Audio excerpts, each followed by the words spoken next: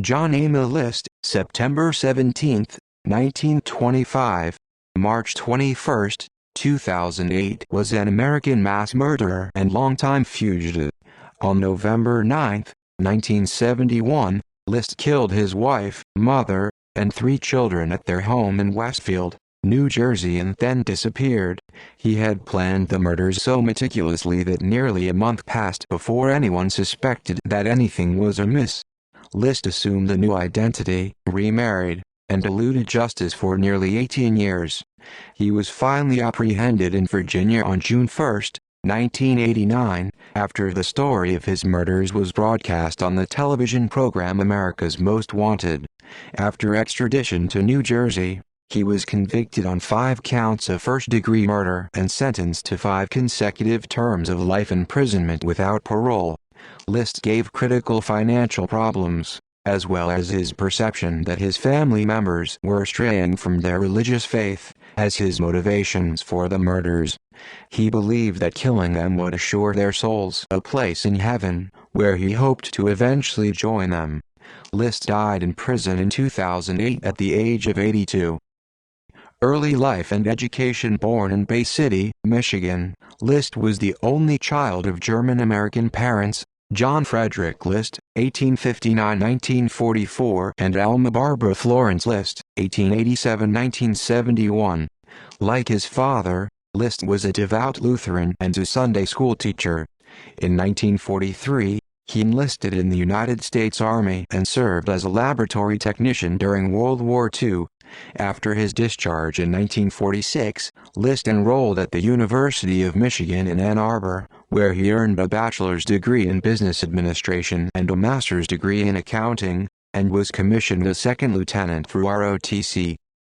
Military service and civilian career. In November 1950, as the Korean War escalated, List was recalled to active military service.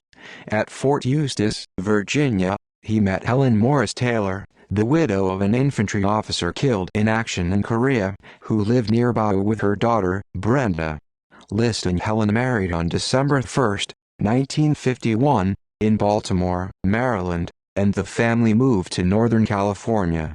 The Army, realizing List's accounting skills, reassigned him to the Finance Corps. After completion of his second tour in 1952, List worked for an accounting firm in Detroit, and then as an audit supervisor at a paper company in Kalamazoo, where his 3 children were born.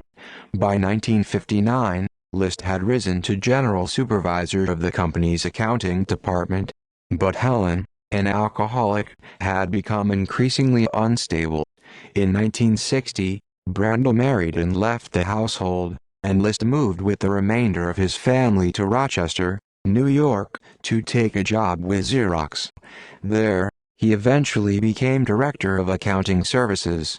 In 1965, List accepted a position as vice president and comptroller at a bank in Jersey City, New Jersey, and moved with his wife, children, and mother into Breeze Knoll, a 19-room Victorian mansion at 431 Hillside Avenue in Westfield. Murders. On November 9, 1971, List murdered his entire immediate family, using his own 9mm Stier 1912 semi-automatic handgun and his father's Colt .22 caliber revolver. While his children were at school, he shot his wife Helen, 46, in the back of the head, and then his mother Alma, 84, above the left eye. As his daughter Patricia, 16, and younger son Frederick, 13, arrived home from school, List shot each of them in the back of the head. After making himself lunch, List drove to his bank to close both his and his mother's bank accounts, and then to Westfield High School to watch his elder son John Jr., 15, play in a soccer game.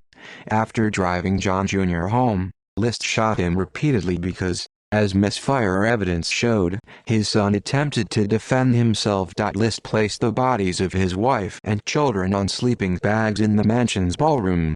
He left his mother's body in her apartment in the attic. In a 5-page letter to his pastor, found on the desk in his study, List claimed that he saw too much evil in the world, and he had killed his family to save their souls.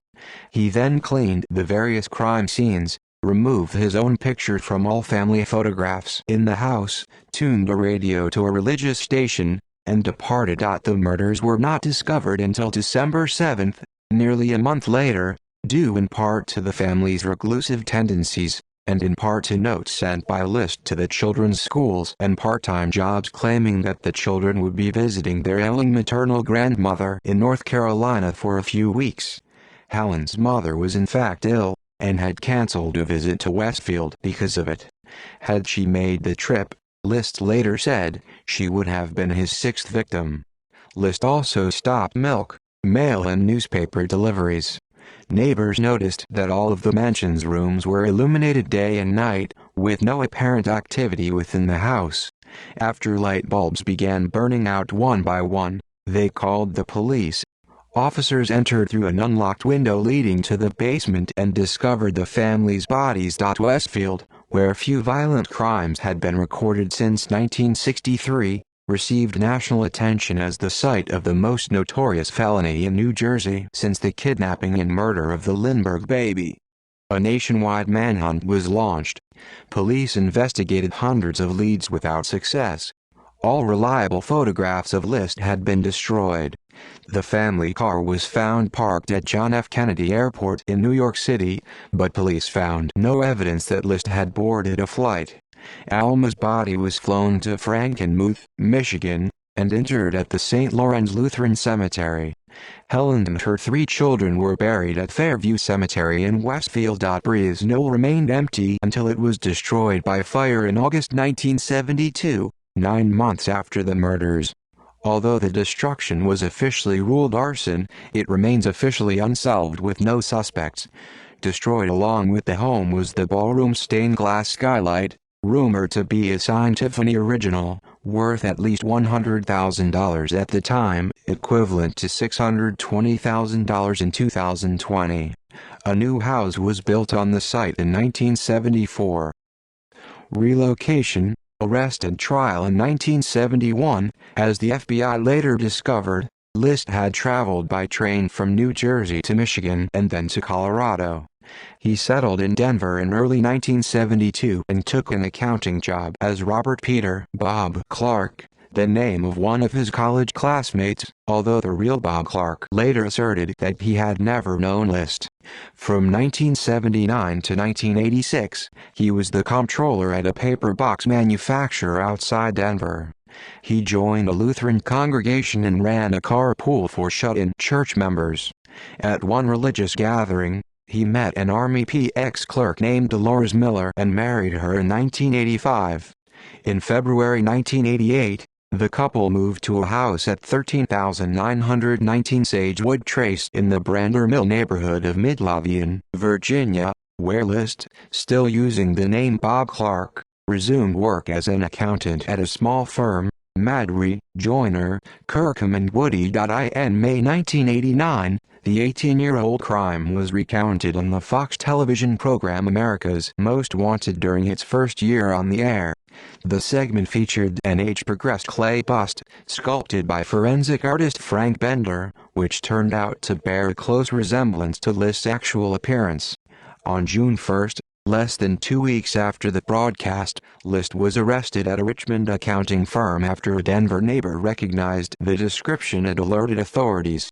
List continued to stand by his alias for several months, even after extradition to Union County, New Jersey, in late 1989, but finally, faced with irrefutable evidence, including a fingerprint match with List's military records, and then with evidence found at the crime scene, he confessed his true identity on February 16, 1990. At trial, List testified that his financial difficulties reached crisis level in 1971 when he was laid off with the closure of the Jersey City Bank. To avoid sharing this humiliating development with his family, List engaged in the same routine and dress as when employed, leaving home each morning on schedule and spending the day at job interviews or at the Westfield train station, reading newspapers until it was time to come home. List skimmed money from his mother's bank accounts to avoid default on his mortgage. As the year progressed, the family's financial problems became more strained. List encouraged his children to seek part-time work, ostensibly to teach them maturity and responsibility, in actuality to help keep the family financially solvent. He was also dealing with his wife's alcoholism and her untreated tertiary syphilis, contracted from her first husband and concealed for 18 years. According to trial testimony, Helen had pressured List into marriage by falsely claiming that she was pregnant, then insisted that they marry in Maryland, which did not require the premarital syphilis test mandated in most other states at the time. Though her health progressively deteriorated, she said nothing to List or her physicians until 1969, when a thorough workup revealed the condition. By then, progression of the disease combined with her excessive alcohol consumption had, according to testimony, transformed her from an attractive young woman to an unkempt and paranoid recluse who frequently, and often publicly, humiliated List, comparing his sexual prowess unfavorably with that of her first husband. A court-appointed psychiatrist testified that List suffered from obsessive-compulsive personality disorder, and that he saw only two solutions to his situation: accept welfare, or kill his family and send their souls to heaven. Welfare was an unacceptable option, he reasoned, because it would expose him and his family to ridicule and violate his authoritarian father's teachings regarding the care and protection of family members. On April 12, 1990, List was convicted of 5 counts of first-degree murder. At his sentencing hearing, he denied direct responsibility for his actions. "I feel that because of my mental state at the time, I was unaccountable for what happened. I ask all affected by this for their forgiveness, understanding and prayer." The judge was unpersuaded. "John A. List is without remorse and without honor," he said. "After 18 years, 5 months and 22 days, it is now time for the voices of Helen, Alma, Patricia, Frederick and John F. List to rise from the grave." He imposed a sentence of 5 terms of life imprisonment, to be served consecutively, the maximum permissible penalty at the time. List filed an appeal of his convictions on grounds that his judgment had been impaired by post-traumatic stress disorder due to his military service. He also argued that the letter he left behind at the crime scene, essentially his confession, was a confidential communication to his pastor and therefore inadmissible as evidence. A federal appeals court rejected both arguments. List eventually expressed a degree of remorse for his crimes. "I wish I had never done what I did," he told Connie Chung in 2002. "I've regretted my action and prayed for forgiveness ever since." When asked why he had not taken his own life, he said he believed that suicide would have prevented him from going to heaven, where he hoped to be reunited with his family. Death. List died of complications from pneumonia at age 82 on March 21, 2008, while in prison custody at St. Francis Medical Center in Trenton, New Jersey. In reporting his death, the New Jersey Star-Ledger referred to him as the boogeyman of Westfield. In popular culture over the years, List and his crimes have furnished inspiration for a number of movies and documentaries. Examples include the 16th episode of the 6th season of Law and Order, the 1993 film Judgment Day, the John List Story, in which List was portrayed by Robert Blake, the 1987 film The Stepfather and its 2009 remake, and the character Keezer Soze in the 1995 film The Usual Suspects. In 1972, List was proposed as a suspect in the D.B. Cooper air piracy case because of the timing of his disappearance, 2 weeks prior to the airline hijacking, multiple matches to the hijacker's description, and the reasoning that a fugitive accused of mass murder has nothing to lose. List was questioned by FBI investigators after his capture, but he denied any involvement in the Cooper case. While his name is still occasionally mentioned in Cooper articles and documentaries, no direct evidence implicates him, and the FBI no longer considers him a suspect. In 2008, John Walsh, the host of America's Most Wanted, donated the age-progressed bust by Frank Bender that played a pivotal role in List's apprehension to a forensic science exhibit at the National Museum of Crime and Punishment in Washington, D.C. The museum collection can now be viewed at Alcatraz East Crime Museum in Pigeon Forge, Tennessee. A 1996 episode of the series Forensic Files discussed the List murders. A 2003 episode of the A&E series American Justice also detailed the case and featured an interview with List. In 2015, the story was covered in Season 2, Episode 2 of the investigation discovery show, Your Worst Nightmare.